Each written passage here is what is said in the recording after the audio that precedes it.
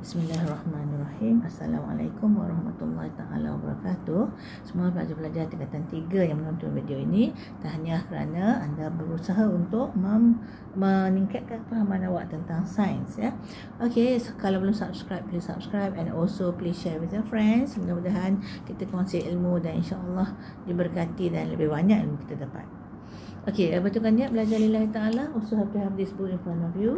Kita adalah dalam bab yang ke-8 tingkatan 3, iaitu tentang radioaktif, ya, keradioaktifan, ya.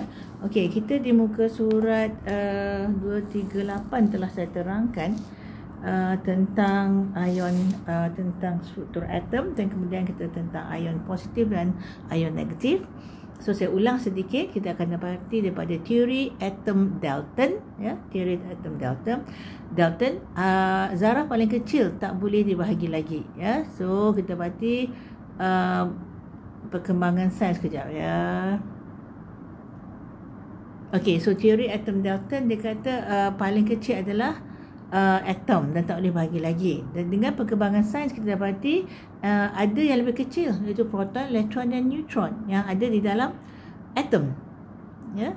Okey, so teori dia tak boleh dicipta, tak boleh musnah. Dia hanya dan tak boleh cipta, tak boleh musnah, tak boleh dipecahkan lagi, ya. Itu adalah teori atom Dalton tentang struktur atom. Okey, so kita lihat rajah 8.7, yang tengah-tengah adalah proton dan neutron, dan kita dapati negatif yang bergerak, yang dua tengah tu tak boleh gerak, keliling di luar, dan dia adalah nukleus lah, positif dan neutral tadi. Okey, proton dengan neutron, dia adalah nukleus, tapi di luar yang bergerak adalah elektron, ya. Bagaimana ion positif dan ion negatif terbentuk? Kita dapati sebab kita dapati satu atom itu boleh menerima dan boleh menerima elektron, menyebabkan dia akan bercas. Bila dia bercas, dia jadi ions. So kalau positif, cation ion, ingat dah saya kata IPK hari tu. So that means kalau dia jadi positif sebab dia telah dermakan elektronnya. Bila dah derma elektron, dia jadi positif lah. Okay, so dia adalah positif ion positif, namakan cation. Dia bagi contoh klorin ni, saya dah terangkan hari itu. Perhatikan, belah kiri adalah neutral, belah kanan tu dalam jadual 8.2 tu dia menjadi cation, ya, ion positif, sebab dia dapat dia buang satu elektron. So dia adalah Na positif saja, satu saja dia dapat, dia hilang elektron. Dia terlebih proton. Dan kemudian page 239 saya juga telah ajar tentang anion ataupun ion negatif apabila dia menerima elektron. Dia bagi contoh jadual 8.3 tentang atom chlorine, belah kiri adalah neutral, belah kanan dia adalah Cl negatif. Negatif 1, sebab dia dapat elektron, ada terima elektron 1. Okey, so praktis formatif 8.2 diminta ciri bagi atom mengikut teori atom Dalton. Yang tadilah, tak boleh cipta, tak boleh musnah, dan tak boleh dipecahkan lagi, ya. Tapi dengan yang baru tidak, yang Dalton kata tak boleh. Okey, bagaimana ion terbentuk baru tadi saya terangkan balik dalam muka surat 238 ada. Baca balik kalau tak faham, ataupun dengar balik, ya. Ion positif macam mana, ion negatif macam mana. Kemudian nombor 3, dia minta bilangan proton dan elektron bagi zarah-zarah P, Q, R, S dan T. Dia suruh tengok yang manakah positif kalau A, B manakah ion negatif, dan C adalah neutral.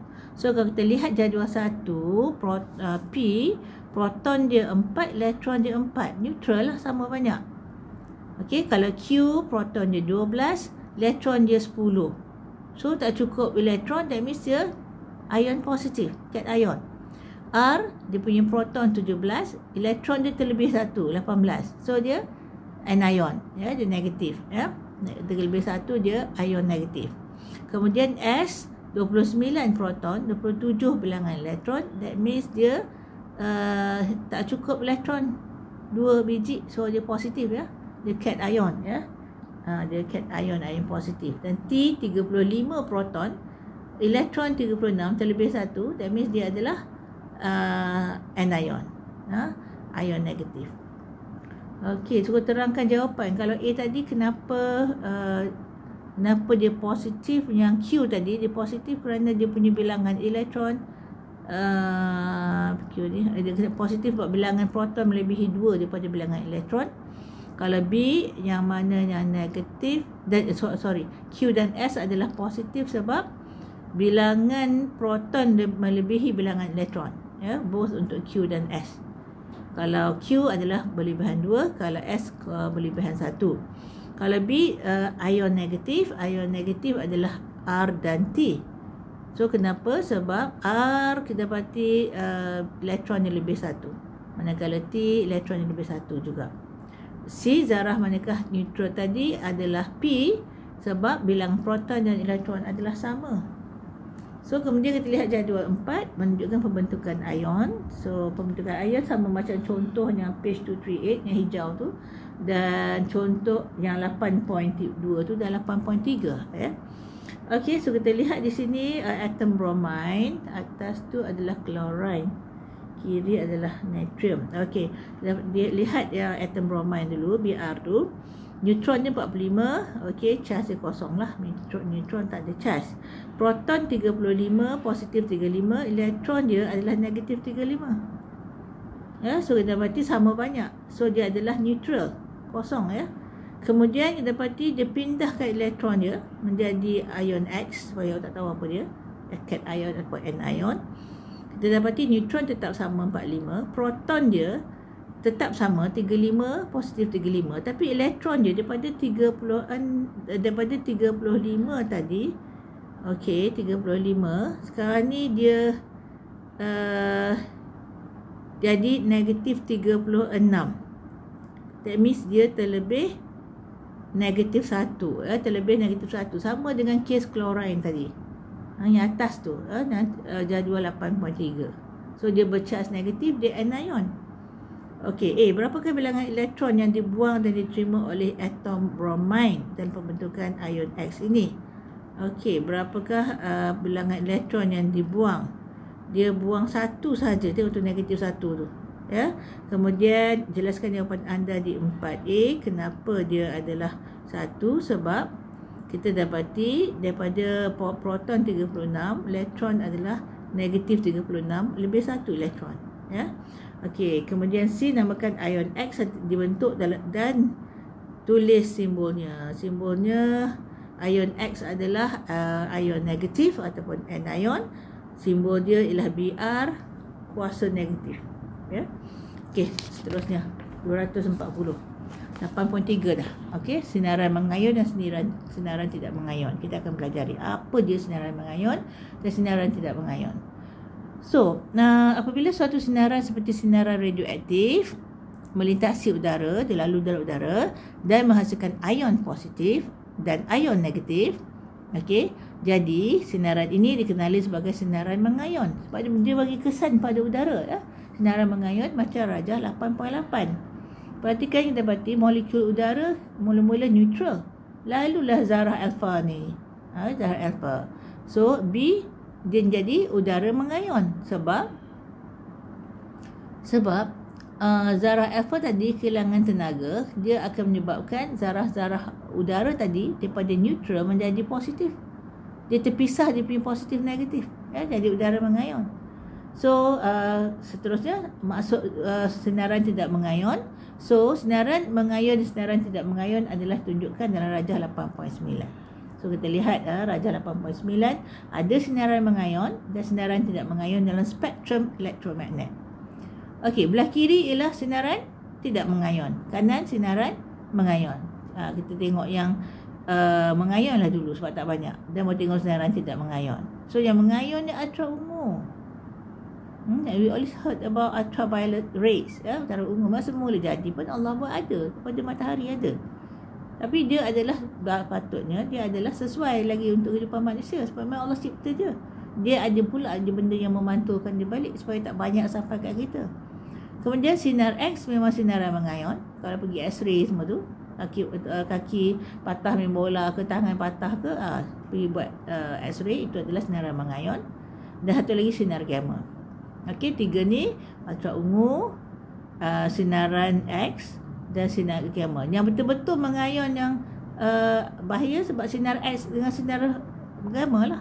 Sebab acara ungu tu ada separuh sikit tu dia sikit je masuk sinaran mengayon. Yang lain tu dia dalam merah tu kan, dalam cahaya nampak Sebab yang tengah-tengah tu nampak tu, cahaya nampak. Bila cahaya nampak ada apa? 10 pula dah 7 spektrum warna.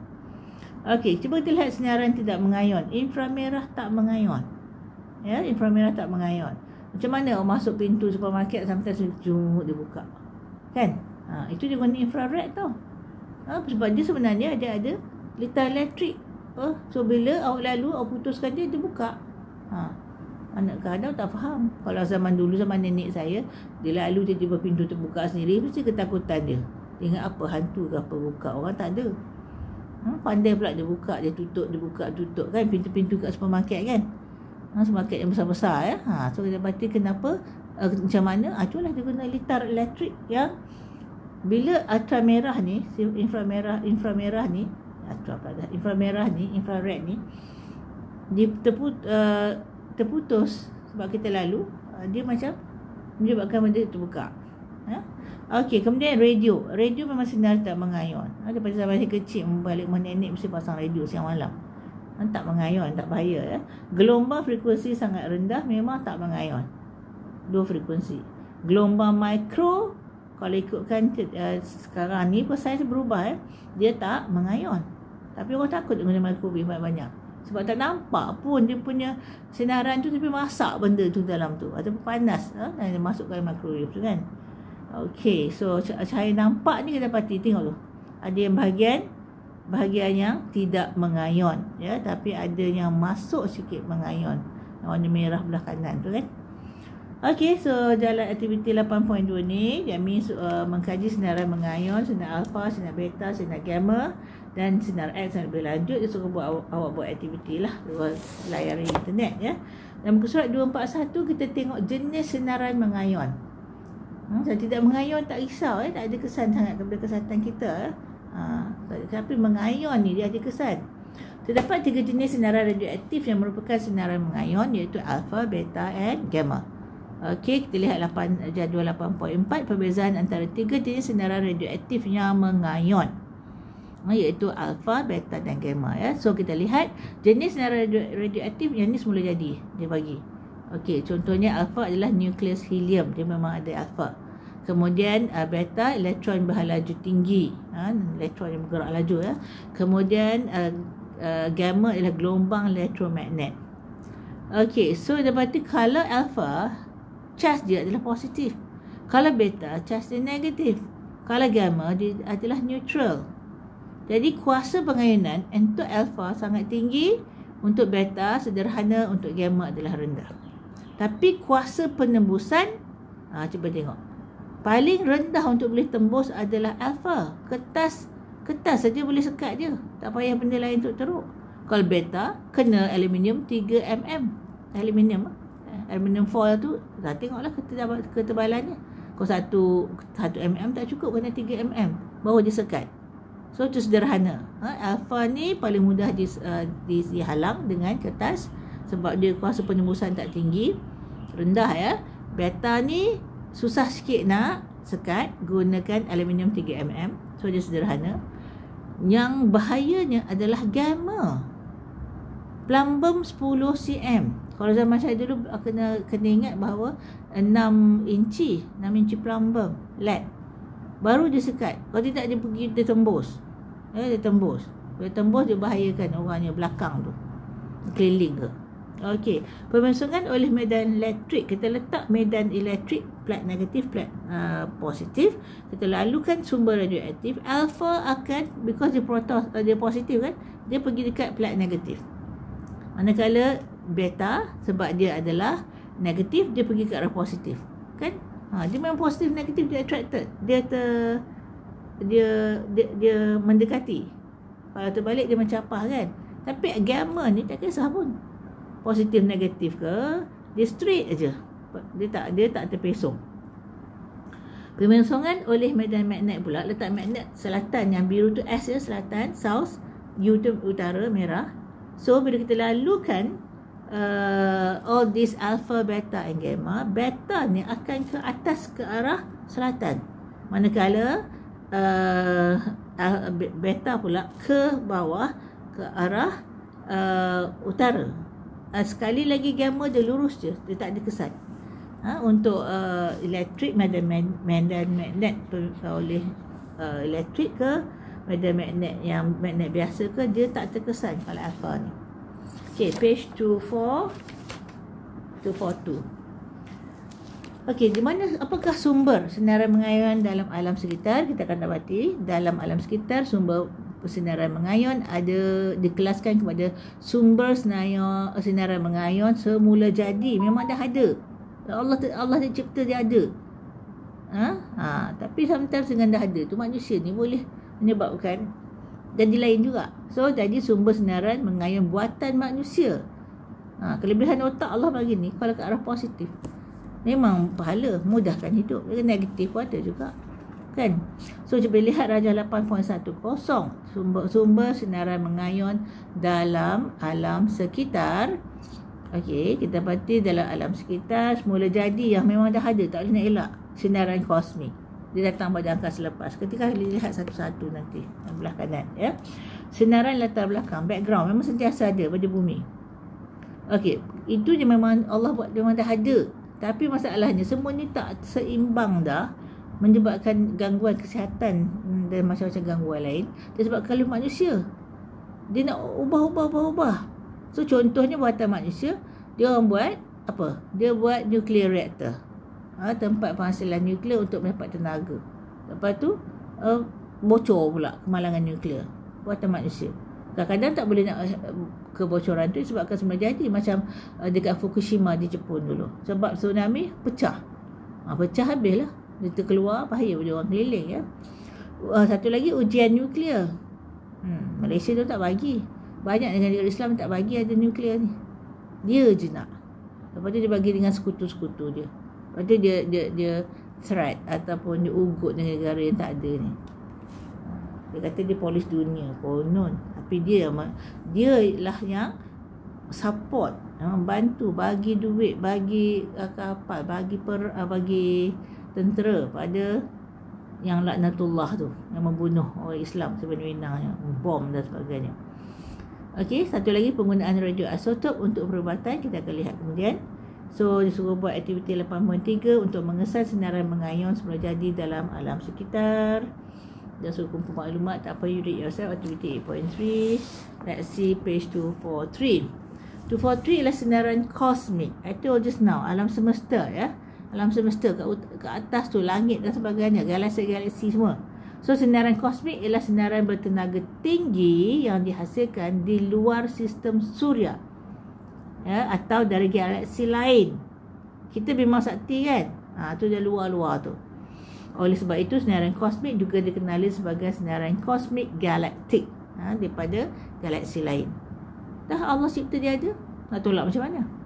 So kita can see gambar foto 8.1. Teleskop Cherenkov di Gunung Hopkins, Amerika Syarikat digunakan untuk mengesan sinaran kosmik, ya. Okey, itu sinaran kosmik. Ini semula jadi ni. Tak boleh nak buat apa, memang daripada galaksi lain nak pergi halang macam mana.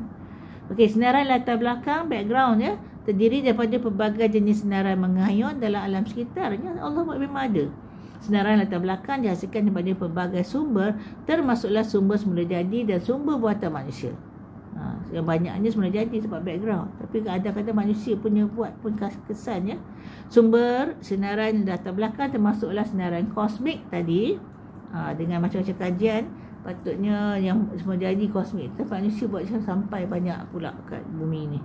Ataupun keradioaktifan persekitaran daripada bahan radioaktif semula jadi, dan memang dalam bumi macam mana, memang ada. Ataupun sisa radioaktif daripada kemalangan nuklear dan ujian nuklear. Ini manusia punya kerja, kan? Sebab dia buat nuclear reactor ataupun penjanaan elektrik melalui nuklear, kemudian berlaku kemalangan, bocor ke apa ke, ya, jadi sisa radioaktif tu bahaya. Ataupun kadang-kadang memang radioaktif tu bisa sisa, tak boleh nak hilang macam tu, tiba-tiba hilang dalam udara, dalam bumi, tak ada. Dia bisa sisa apa-apa pun Allah buat. ya, dan ujian nuklear. Dia buat macam-macam test. Kita negara yang menyembah Allah, kebanyakan negara yang mengaku menyembah Allah ni, dia tak bagi ada nuklear, sebab dia nak bagi dia je berkuasa. Okey, radioisotop daripada kegunaan perubatan. Ini kadang-kadang manusia nak ubat manusia sendiri digunakan radioisotop, ya. So unit pengukuran dos senaran latar belakang, dia nak kira banyak mana, dia ada unit pengukuran dia. So sinaran mengayon yang diserap ke dalam badan manusia akan merosakkan sel manusia. Itu yang kita takut. Bila rosak, itu menyebabkan penyakit. Ya. Apa tadi? Sinaran mengayon yang diserap masuk dalam badan manusia. Apa dia buat? Rosakkan sel badan. So, kesan biologi daripada sinaran mengayon terhadap badan manusia kena diukur dalam kuantiti yang dikenali sebagai dos. So, banyak mana dos dia? Banyak mana dos dia? That means selamat ke tak selamat, ya. Okey, dos 1 SB adalah bersamaan dengan 1 joule tenaga. 1 SV, ya. Sinaran mengayon diserap oleh 1 kilogram tisu hidup. So 1 kilogram badan kita ni, kalau dia serap dos 1 SV, that means 1 joule tenaga.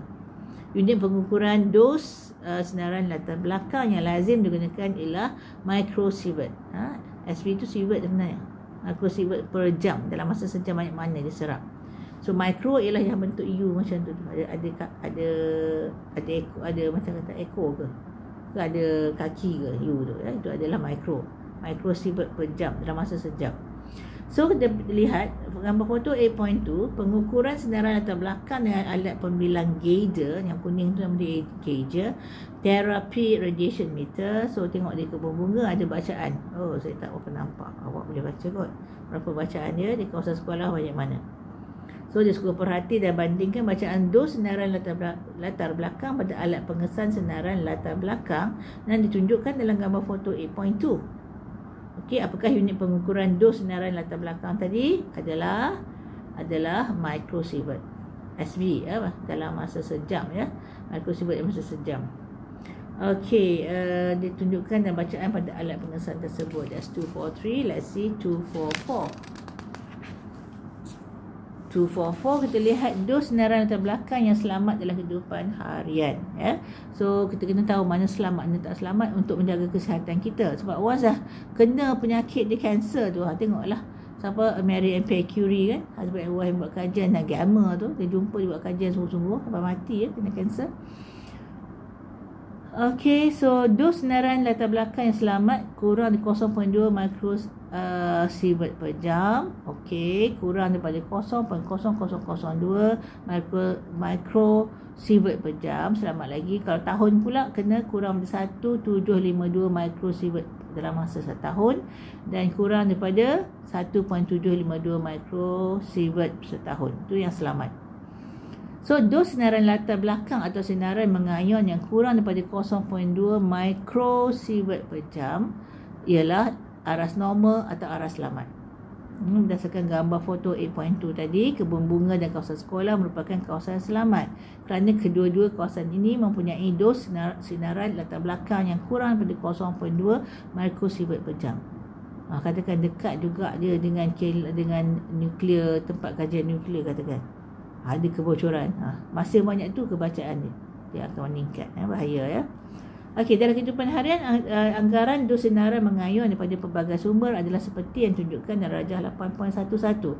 Dan suruh kenal pasti sumber yang manakah selamat dan tidak selamat kepada seorang individu. So untuk seluruh keluarga yang tengah tu, kita tengok di atas, TV komputer berapa sinaran mengayon? 0.01. Kurang ke lebih? Kurang, ya. Microsievert per jam, tengok atas sekali kurang 0.2. So selamat tengok TV komputer, tapi janganlah dekat sangat, bahaya, ya. Tu yang kadang-kadang mak bapak jangan dekat sangat, tok nenek jangan dekat sangat, rosak mata, sebab semua tu mata boleh rosak dan sebagainya lah. Tengok angkasa lepas sinaran kosmik yang ada 0.35 microsievert setahun. Kalau tahun yang dapati kena 1752, kurang benda tu memang kurang lah, 0.35 je. Dan altitude tinggi, duduk kat pangsa puri kat tinggi-tinggi tu ya. Sinaran kosmik adalah 0.3 daripada angkasa lepas ya, galaksi lain. 0.3 hingga 0.5 microsievert per tahun. So okey, sebab dia 1000 lebih. Okey, millisievert. So kena kurang 1.752. So should be okey. Naik kapal terbang 0.003 millisievert per jam. Sangat kurang daripada 1.752. So that means dia punya pilot ni dia ada masa, tak boleh lama-lama sangat terbang bawa kapal terbang. Dia ada masa yang terhad. Sebab kalau lebih nanti bahaya. Dia punya exposure tu radiation sangat tinggi, kosmik punya. Okey, alam sekitar senarai latar belakang kita sebenarnya jadi Allah buat 0.4 hingga 10 millisievert per tahun, should be very very okay. Makanan sinaran radioaktif. Makanan pada sinaran radioaktif ya, 0.1 hingga 0.5 microsievert setahun. Itu adalah tak bahaya. Kalau tengok banding tahun dengan jam ya. Dua atas tadi dalam info sains tu, jam tu banyak mana selamat dan tahun banyak mana selamat ya. Dia mikro lain, mili lain. Mikro lagi kecil. Okey, bangunan sendiri sinaran radioaktif 1.5 mili SV setahun, should be very much less, should be okay. Merokok pun. Smokers, listen. You are exposing yourself to radioactive. 55 microsievert per batang.